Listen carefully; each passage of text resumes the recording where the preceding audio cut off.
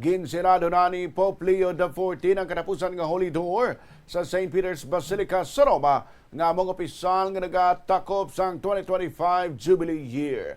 Nagsentrong seremonya sa pagsirado sang balaan nga ganahan kag ginsundan sang misa para sa Solemnity of the Epiphany of the Lord nga gintambungan sa mga tumuluo kag dignitaries lakip na si Italian President Sergio Mattarella. Matandaan nga nagsulod ang Holy Year sang Disyembre 2024 sa pagpanguna ni Pope Francis ang ginbuksan man sini ang Holy Door. Pinasahi man ining Jubilee bangod si Pope Francis ang naginagura apang bangod sa iya kamatayon si Pope Leo ang nagtapos.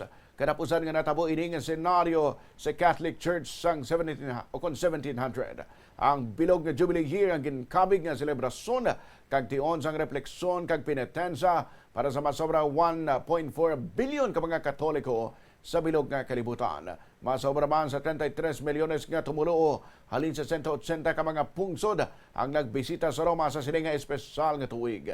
Sa kada Jubilee Year nga ginaorganisar sa simbahan sa kada 25 ka tuig, ang kada tumuluo nga nagaagi sa Holy Doors ang nagabenepisyo sa plenary indulgence o kunang sa isang pagpatawad sa ilang nga mga sala. Sa pihak nga bahin, nagbiyahe liwat padulong sa Vatican ang tatlo ka mga Filipino nga cardinal agud magtambong sa unang nga extraordinary consistory nga ginpatawag ni Pope Leo XIV.